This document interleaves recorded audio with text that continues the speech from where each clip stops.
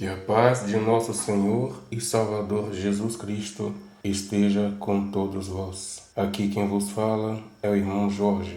Concluindo esse tema sobre a oração, o que devemos e o que não devemos pedir a Deus em oração? Bem, como pessoas, podemos pedir tudo o que desejarmos e necessitarmos. Porém, na qualidade de filhos adotivos que somos, devemos nos aproximar do Senhor não somente como necessitados e pedintes, mas também por gratidão ao seu favor. Como servos, devemos focar em como ser úteis para a glória de Deus. Para isso, temos que fazer dos ensinamentos do Senhor a nossa oração. Assim, focados em cada mandamento seu, devemos pedir em oração o auxílio divino para conseguirmos obedecer a cada ordenança. Por exemplo, quando se diz: amarás ao Senhor teu Deus de todo o teu coração, de toda a tua alma e de todo o teu entendimento.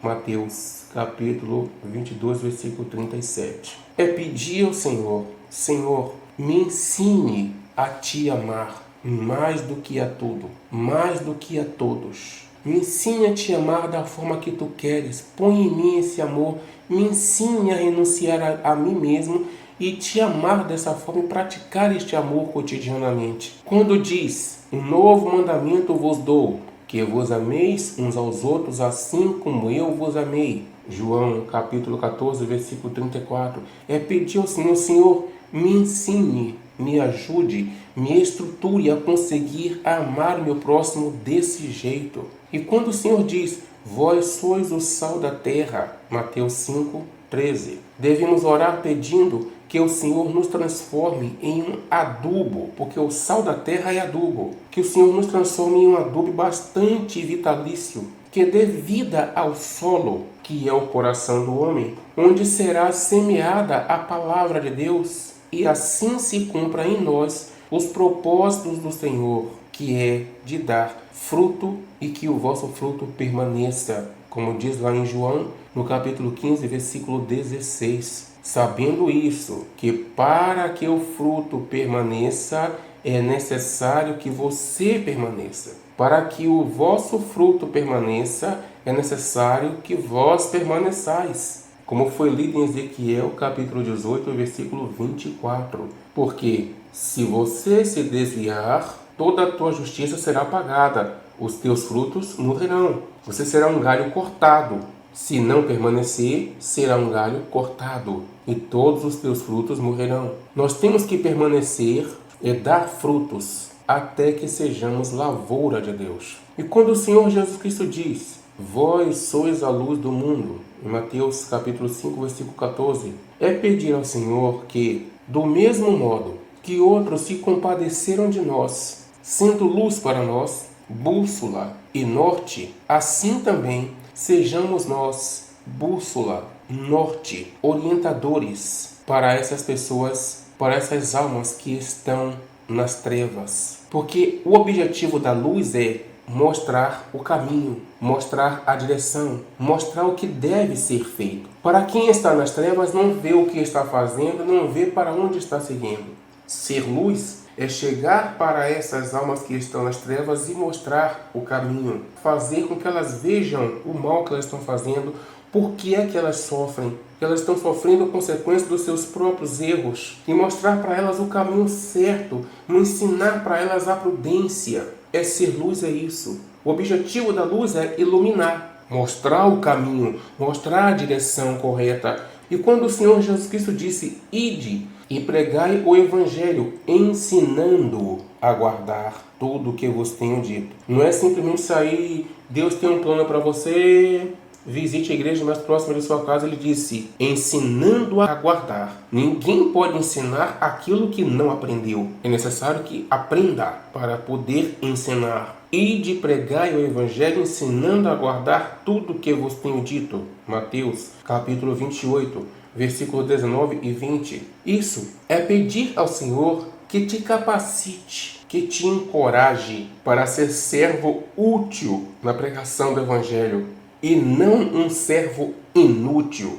que só serve para pedir e clamar. Um parasita que está numa árvore e só se aproveita dos nutrientes daquela árvore e nada produz. Está ali só para pedir, só para receber, me dá, eu quero, me dá. É um parasita que nada produz, só pede. Pede, mas em nada contribui para o reino de Deus. Servo inútil, um servo que não serve. E quando o Senhor Jesus Cristo diz, não se turbe o vosso coração, João 14:1, em oração, peça ao Senhor que tire do teu coração toda e qualquer espécie de turbação, de preocupação, de incômodo. Quando o Senhor diz, limpai o interior para que o exterior fique limpo, Mateus capítulo 23, versículo 25 ao 26. É pedir ao Senhor que limpe todo o nosso interior de maneira que seja limpa toda a nossa postura perante Deus e também perante os homens. Mateus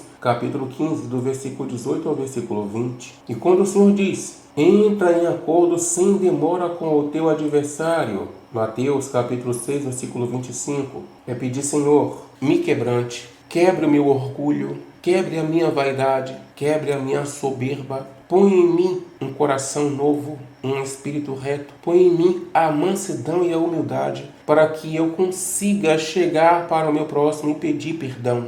Senhor, me revista de toda a humildade, me quebranta, me quebre. E também quando o Senhor diz que o teu sim seja sim e o teu não seja não. Mateus capítulo 5, versículo 37. Peço ao Senhor, Senhor, me faça firme na minha palavra. Me dê prudência para que eu pense antes de dar a minha palavra e, dando a minha palavra, me fortaleça para que eu não mude. Porque o próprio Senhor disse, o que disse o passar é procedência maligna.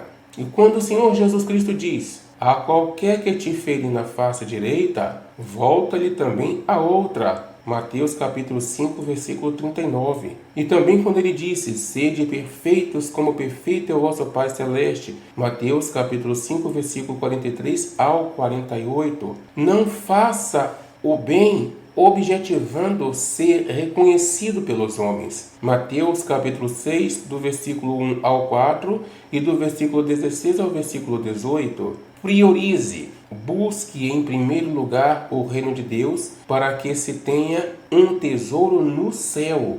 Mateus capítulo 6, versículo 19 ao 21 e do versículo 24 ao versículo 34. Tenha olhos bons. Mateus capítulo 6, versículo 22 ao 24. Não julgueis, para que não sejais julgados. Mateus capítulo 7, do versículo 1 ao versículo 5. Não deis aos cães o que é santo. Ou seja, aquilo que para você tem valor não é obrigatoriamente valoroso para as outras pessoas.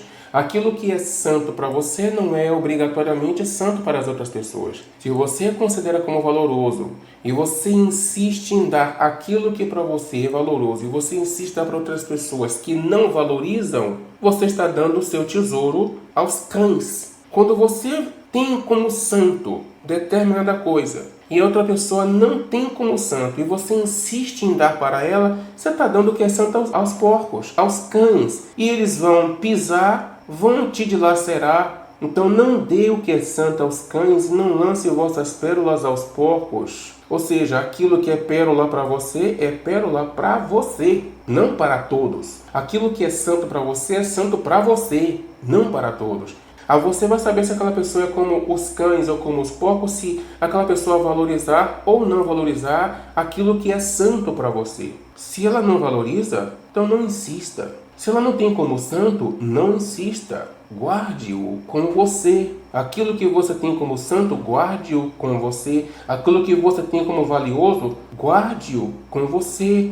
E continue transmitindo, porque com certeza na tua trajetória você vai encontrar outras pessoas que vão dar valor àquilo que você tem como pérola e vão considerar como santo aquilo que você considera como santo. Continue na tua trajetória e você vai encontrar pessoas assim. Mas não insista com aquelas que não valorizam aquilo que você valoriza, que não santificam aquilo que você santifica. Mateus capítulo 7, versículo 6. Tudo isso nós devemos pedir ao Senhor em oração. Também, Trate as outras pessoas da mesma forma que você quer ser tratado. Mateus capítulo 7, versículo 12. Não busque o caminho da facilidade, o caminho largo. Mateus capítulo 7, versículos 13 e 14. Tome muito cuidado com os lobos fraudulentos que vêm disfarçados de ovelhas. Mateus capítulo 7, versículo 15 ao 23. Por meio da obediência aos mandamentos do Senhor, mantenha-se firme e jamais se desvie. Mateus capítulo 7, do versículo 24 ao versículo 27. E tantos outros mandamentos mais. É uma coisa que me entristece muito ver pessoas que já têm 1 ano de convertido.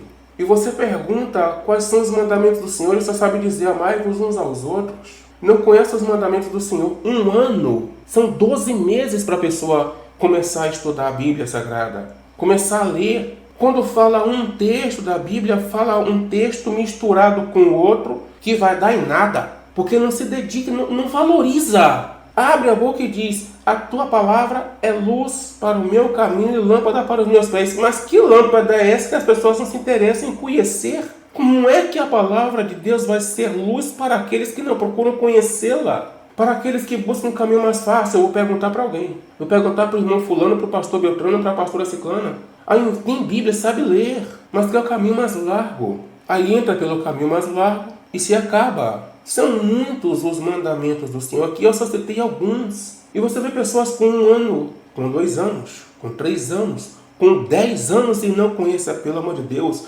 10 anos e não conhece a Bíblia Sagrada. Não sabe citar um texto na íntegra. Lê um texto da Bíblia, transforma com as suas próprias palavras e quer que os outros entendam. Ora, se você quer que as pessoas entendam, fale o texto na íntegra. Não ponha com as suas palavras, porque você não vai ter como provar que aquilo está escrito. Para quem observa os estudos que eu ponho, todos eles eu leio na íntegra e ponho as referências. Quando eu não leio na íntegra, de qualquer forma, as referências estão aí. Eu estou dizendo onde está escrito. O livro, a carta, o capítulo, o versículo, o salmo ou provérbio. Eu estou lendo, estou dando o capítulo, o versículo. Mas continuando, meus irmãos, quando nós estamos focados em obedecer os mandamentos do Senhor, nos desligamos, isto é, nos mantemos não contaminados pelas diversas turbações que ocupam os corações dos que vivem preocupados com os problemas desta vida. Tem gente que não consegue andar daqui para ali, não consegue andar 1 metro sem se envolver nos problemas alheios. Como está escrito, não sofrais nenhum de vós como quem se intromete em negócio alheio. E tem pessoas que não conseguem. Mas é porque eu sou servo do Senhor e o servo do Senhor tem que passar por tribulação. Não por se envolver em problemas alheios. Tem pessoas que não conseguem ter paz em momento nenhum porque não conseguem deixar problemas que a gente não deveria fazer parte. A gente não deveria se contaminar. E os servos do Senhor estão se contaminando porque estão vendo um erro aqui, um erro ali, perdem a paz, não conseguem ter paz em lugar nenhum, nem dentro da sua própria casa. Porque não buscam a paz. É o que o apóstolo Pedro diz em 1 Pedro, no capítulo 4, versículo 15. Ele diz, não sofra, porém, nenhum de vós como assassino, ou ladrão, ou malfeitor, ou como quem se intromete em negócio de outro, ou seja, na vida alheia, na conduta dos outros, no comportamento dos outros. Não se contamine. Todos os lugares por onde nós passarmos, nós vamos ver males, dores, injustiças, mazelas, e nós não podemos lutar contra tudo isto. Seria necessário que nós saíssemos do mundo. E ele diz aqui, não sofra como quem se intromete com essas coisas. Em outro estudo eu falei sobre o coração puro. Um coração puro, ele se mantém não contaminado com as mazelas daqui. Ele não se contamina, ele não deixa essas dores, essas ansiedades, esses estresses o contaminarem. Ele vê, mas não se contamina. Do mesmo jeito, Deus vê, mas não se contamina. Deus vê, mas não se intromete. Sejamos imitadores de Deus. Nós temos que conservar a nossa paz, porque outras pessoas querem paz e vão precisar de encontrar alguém com paz. E esses servos do Senhor que não conseguem ter paz, jamais poderão transmitir paz para essas pessoas que precisam de paz. Então, focados em obedecer os mandamentos do Senhor, nos desliguemos. Ou seja, nos mantenhamos não contaminados pelas diversas turbações que ocupam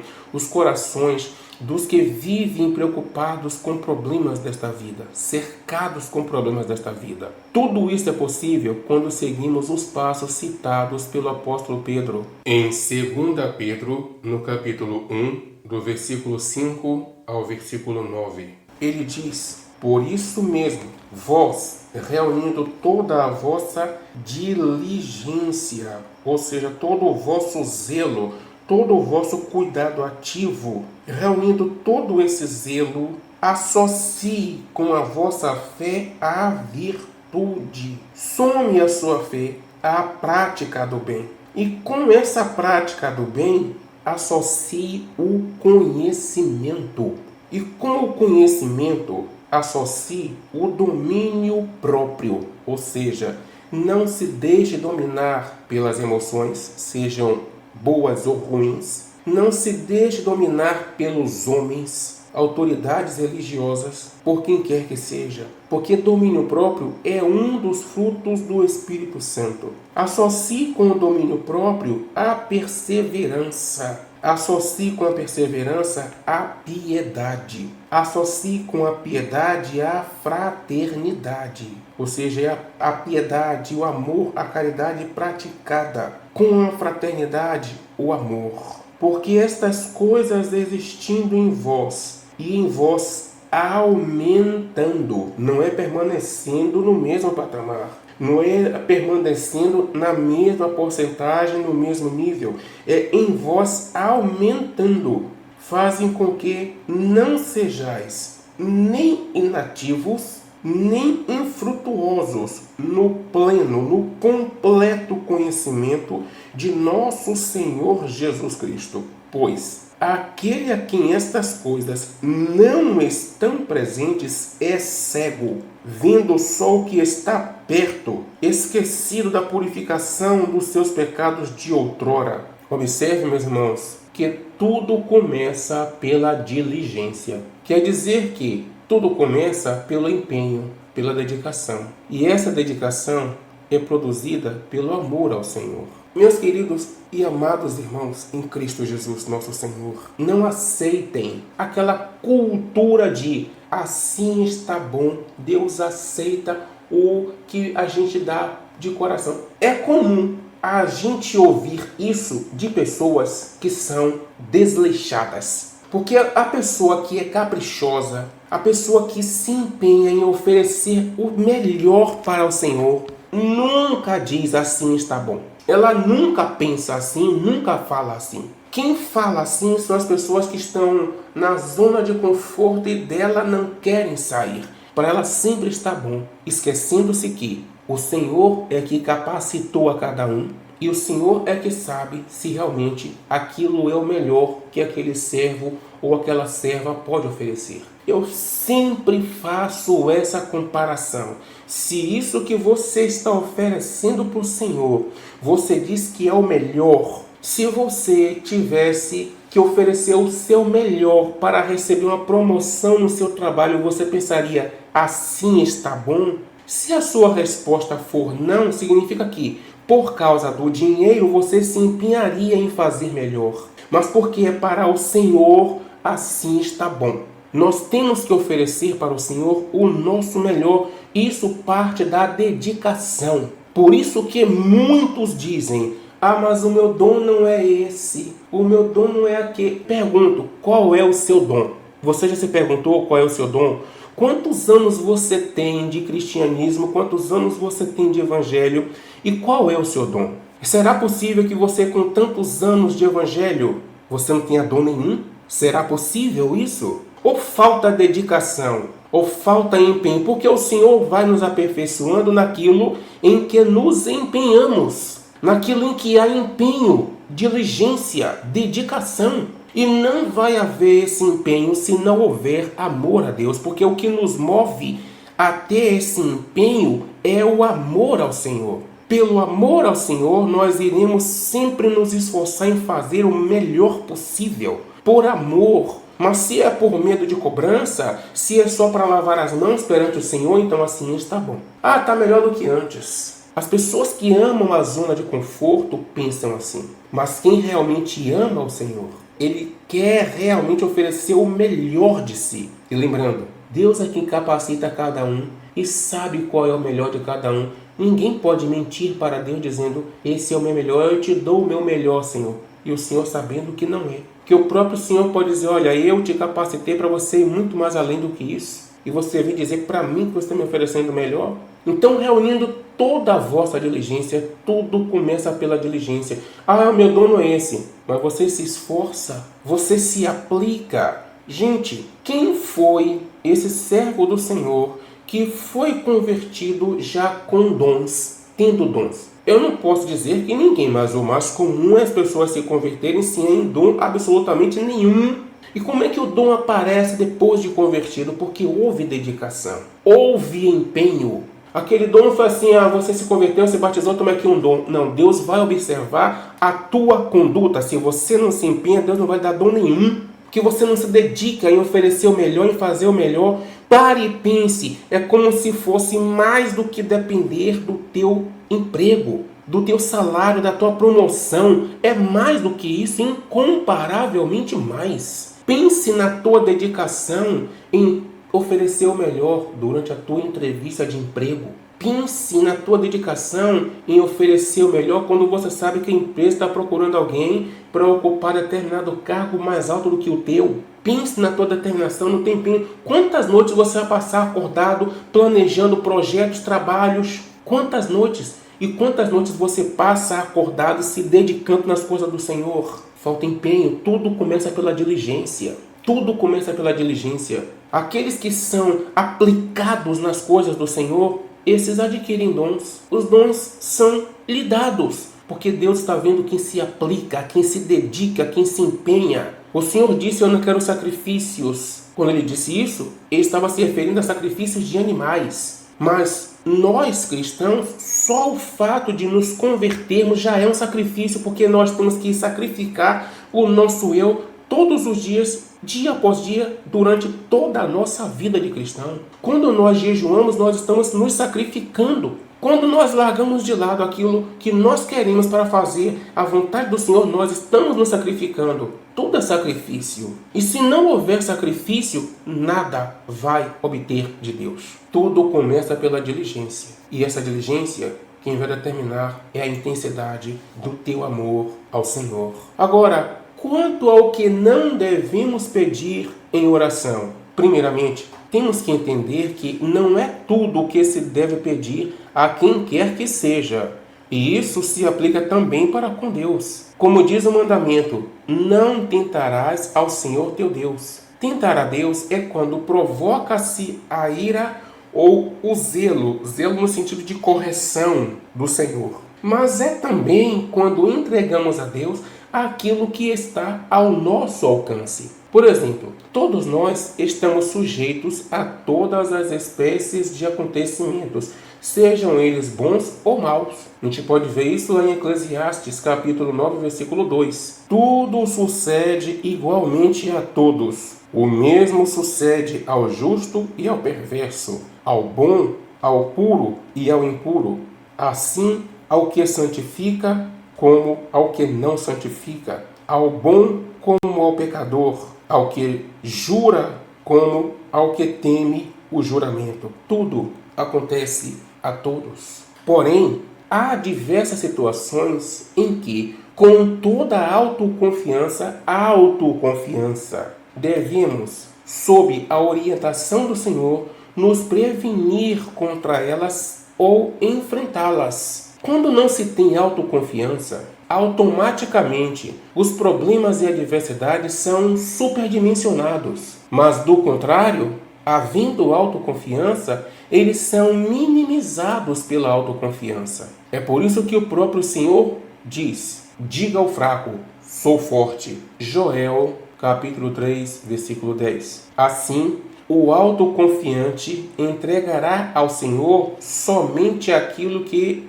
realmente lhe for impossível. Dessa forma, por mais que lhe custe, por mais que lhe seja difícil e doloroso, ele continuará lutando e pedindo as forças e a direção e determinação do Senhor, mas não vai entregar para Deus resolver, pois sabe que ainda há o que ele pode fazer. É por falta dessa autoconfiança que muitos entregam ao Senhor as suas causas e não são ouvidos, pois nem tudo deve ser entregue para Deus resolver. Eu sei que muitos estão ensinando, deixe tudo na mão de Deus. Não é tudo que a gente entrega para Deus resolver. Dentre tantas coisas, a educação dos filhos, prover as necessidades da família, evitar doenças, ser bom cônjuge, ser bom exemplo, enfim, ser prudente. São exemplos de coisas que não se devem entregar nas mãos de Deus, porque cabe a cada um de nós. Também não se deve pedir a Deus